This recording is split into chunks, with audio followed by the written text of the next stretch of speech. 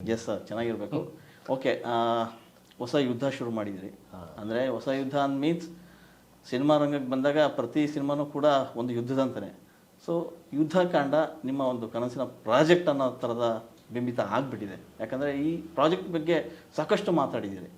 ತುಂಬ ಆಸೆಪಟ್ಟು ಪ್ರೀತಿಪಟ್ಟು ಅದರಲ್ಲೂ ಇಷ್ಟಪಟ್ಟು ಮಾಡಿದಂಥ ಪ್ರಾಜೆಕ್ಟ್. ಈ ಬಗ್ಗೆ ನಿಮಗೆ ಬೇರೆ ಥರ ಇದೆ. ಇಷ್ಟು ವರ್ಷದ ಜರ್ನಿನಲ್ಲಿ ಮಾಡಿದ ಸಿನಿಮಾಗಳನ್ನು ಒಂದು ಕಡೆ ಇಟ್ಟರೆ ಯುದ್ಧಕಾಂಡ ಸಿನಿಮಾನ ಒಂದು ಕಡೆ ಇಡಬಹುದಾ? ಖಂಡಿತವಾಗಿಯೂ ಇಡಬಹುದು. ಈ ಹಿಂದೆ ಮಾಡಿರ್ತಕ್ಕಂಥ ಸಿನಿಮಾಗಳಲ್ಲಿ ಸಮಾಜಕ್ಕೆ ಏನಾದರೂ ಬದಲಾವಣೆ ನನ್ನ ಕಡೆಯಿಂದ ಕೊಡಬಹುದಾ ಅನ್ನೋ ಥರದ್ದು ಯಾವುದು ವಿಚಾರ ಇಟ್ಕೊಂಡು ಮಾಡಿರ್ತಕ್ಕಂಥ ಸಿನಿಮಾ ಅಲ್ಲ. ಅಫ್ಕೋರ್ಸ್ ಮಾನವೀಯತೆಯ ಮತ್ತು ಮಾನವ ಮೌಲ್ಯಗಳನ್ನು ಇಟ್ಕೊಂಡು ಮಾಡಿರ್ತಕ್ಕಂಥ ಸಿನಿಮಾ. ಕೃಷ್ಣಲೀಲಾ ಆಗಿರ್ಬೋದು, ತಾಜ್ ಮಹಲ್ನಲ್ಲಿ ಆಗಿರ್ಬೋದು, ಕೆಲವೊಂದು ಅಂದರೆ ತುಂಬ ಬಹಳ ಮುಖ್ಯವಾದಂಥ ಮೌಲ್ಯಗಳನ್ನು ಇಟ್ಕೊಂಡಿದ್ದೀವಿ. ಅಂದರೆ ವೈಯಕ್ತಿಕವಾಗಿ ವ್ಯಕ್ತಿತ್ವ ಜೀವನಗಳಲ್ಲಿ ಅದು ಇನ್ಸ್ಪೈರ್ ಆಗುವಂಥ ವಿಷಯಗಳು. ಕೃಷ್ಣಲೀಲಾನೂ ಆಗಿರ್ಬೋದು, ಒಬ್ಬ ಫ್ಯಾಮಿಲಿನಲ್ಲಿ ಹೇಗೆ ಬದುಕ್ತಾನೆ ಅನ್ನೋ ಥರ. ಆದರೆ ಒಟ್ಟಾರೆ ಒಂದು ದೊಡ್ಡ ಪ್ರಮಾಣದಲ್ಲಿ ಇಡೀ ಸಮಾಜದಲ್ಲೇ ಒಂದು ಬದಲಾವಣೆ, ಇಡೀ ಒಂದು ಸಮಾಜಕ್ಕೆ ಒಂದು ಪ್ರಶ್ನೆ ಹಾಕುವಂಥ ವಿಚಾರಗಳನ್ನು, ಆ ವಿಚಾರಧಾರೆಯನ್ನು ಇಟ್ಕೊಂಡು ಮಾಡಿರ್ತಕ್ಕಂಥ ಸಿನಿಮಾಗಳು ಯಾವುದು ಮಾಡಿರಲಿಲ್ಲ. ಅದರಲ್ಲೂ ವಿಶೇಷವಾಗಿ ಹೆಣ್ಮಕ್ಳಿಗೆ ಈ ಹಿಂದೆ ಅಂದರೆ ರೊಮ್ಯಾನ್ಸ್ ಮಾಡಿದ್ದೀನಿ, ಲವ್ ಸ್ಟೋರೀಸ್ಗಳು ಮಾಡಿದ್ದೀನಿ.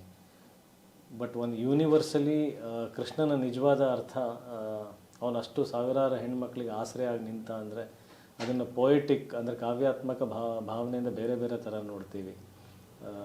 ನಾರಿಯ ಸೀರೆ ಕದ್ದ ಕೃಷ್ಣ ಅಂತ ನೋಡ್ತೀವಿ. ಅದೇ ಕೃಷ್ಣ ವಸ್ತ್ರಾಹರಣ ನಡೆಯುವಂಥ ಟೈಮಲ್ಲಿ ಸ್ತ್ರೀ ರಕ್ಷಣೆಗೆ ಬಂದ್ರೌಪದಿ. ಸೊ ಆ ರಕ್ಷಣೆ ಮಾಡುವಂಥ ಕೃಷ್ಣನ ಬೇರೆ ಆಯಾಮಗಳಿದ್ದಾವೆ. ಕೊಳಲು ಹಿಡಿದಂಥ ಕೃಷ್ಣನ ನೋಡಿದ್ದೀರಾ, ಚಕ್ರ ಎತ್ತುವಂಥ ಕೃಷ್ಣನ ಬರುವಂಥ ಕಾಲನೂ ಬಂದಿದೆ.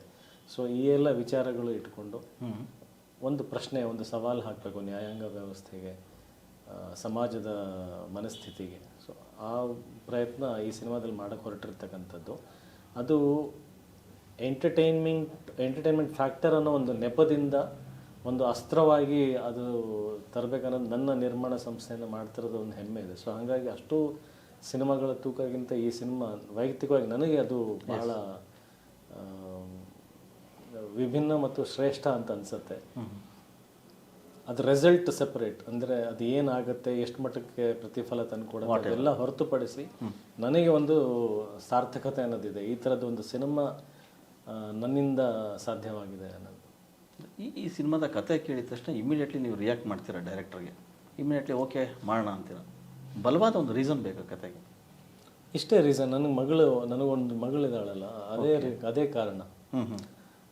ಒಬ್ಬ ತಂದೆಯಾಗಿ ಆ ಕಥೆನಲ್ಲಿ ಒಂದು ಮಗುವಿಗೆ ಆಗುವಂಥ ಅನ್ಯಾಯ, ಆ ಮಗುವಿನ ತಾಯಿಗೆ ಆಗುವಂಥ ಅನ್ಯಾಯ, ಈ ವಿಚಾರ ಇದೆಯಲ್ಲ, ನನಗೆ ಪರ್ಸ್ನಲಿ ನನಗೆ ಮಗಳಿರೋದ್ರಿಂದ ಕನೆಕ್ಟ್ ಆಗೋಕ್ಕೆ ಸಾಧ್ಯ ಆಗಿತ್ತು. ಆ ಇಡೀ ಕಥೆಯ ಉದ್ದಕ್ಕೂ ನನ್ನ ಮಗಳನ್ನೇ ಕಣ್ಣಲ್ಲಿ ನನ್ನ ಎದುರುಗಡೆ ಇಟ್ಕೊಂಡು ನೋಡಿದ್ದು. ಅಂದರೆ ಅಷ್ಟು ನಾವು ಪ್ರೊಟೆಕ್ಟ್ ಆಗಿರ್ತೀವಿ, ಯಾರೇ ತಂದೆ ತಾಯಂದಿರಾಗಿರಲಿ. ಅದರಲ್ಲೂ ವಿಶೇಷವಾಗಿ ಹೆಣ್ಣು ಮಗು ಅಂತಂದರೆ ನಮಗೆ ಒಂದು ಬಹಳ ಭಯ, ಬಹಳ ಕಾಳಜಿ ಅನ್ನೋದಿರುತ್ತೆ. ಎಲ್ಲ ರೀತಿಯಿಂದನೂ ಅವ್ರನ್ನ ಕಾಪಾಡಬೇಕು ಅನ್ನೋದು. ಸೊ ನಾವು ಇವಾಗ ಒಂದು ಹಾರರ್ ಸಿನಿಮಾ ನೋಡಿದಾಗ ಏನೋ ಒಂದು ಭಯ ಪಟ್ಕೊಳ್ತೀವಿ ಅಲ್ವಾ, ಒಂದು ಫಿಯರ್ ಅನ್ನೋದು ಹುಟ್ಟಿಸುತ್ತೆ. ಸೊ ಕೆಲವೊಂದು ಈ ಥರದ್ದೊಂದು ವಿಷಯಗಳು ನನಗೆ ಎಷ್ಟೋ ದಿನ ಅದು ಕಾಡು ಬಿಟ್ಟಿದೆ. ಕಥೆ ಕೇಳಿದಾಗ ರಾತ್ರಿ ಎಲ್ಲ ಅದು ಕಾಡಿದೆ. ನನ್ನ ಮಗಳು ಸೇಫ್ ಆಗಿದ್ದಾಳೆ, ಪಕ್ಕದಲ್ಲೇ ಇದ್ದಾಳೆ, ಅಥವಾ ಎಲ್ಲೋ ಆಟ ಆಡ್ತಿದ್ದಾಳೆ ಅಂದರೆ ಹೆಂಗಿದ್ದಾಳೆ. ಸೊ ಈ ಕ್ವಶನ್ಸ್ ಎಲ್ಲ ಅಷ್ಟು ಆತಂಕ ಕಾಡಿದೆ ನನಗೆ. ಸೊ ಸಿನಿಮಾ ನೋಡಾದ್ಮೇಲೆ ಕೂಡ ಅದೇ ಇಂಪ್ಯಾಕ್ಟ್ ವಿಶೇಷವಾಗಿ ತಂದೆ ತಾಯಂದರಿಗೆ, ಅದರಲ್ಲೂ ಹೆಣ್ಮಕ್ಳಿನ ತಂದೆ ತಾಯಂದ್ರಿಗೆ ಆಗೇ ಆಗುತ್ತೆ. ಸೊ ಇದು ನನಗೆ ಕಥೆ ಕೇಳಿದ ಆ ಕ್ಷಣದಲ್ಲಿ, ಅಂದರೆ ಕಥೆ ಕೇಳಿ ಚೆನ್ನಾಗಿದೆಯಲ್ಲ ಡಿಸೈಡ್ ಮಾಡೋದಕ್ಕಿಂತ ಆ ಟ್ರಾವೆಲ್ ಜರ್ನಿನಲ್ಲೇ ಕನೆಕ್ಟ್ ಆಗಿಬಿಟ್ಟಿದ್ನಲ್ಲ.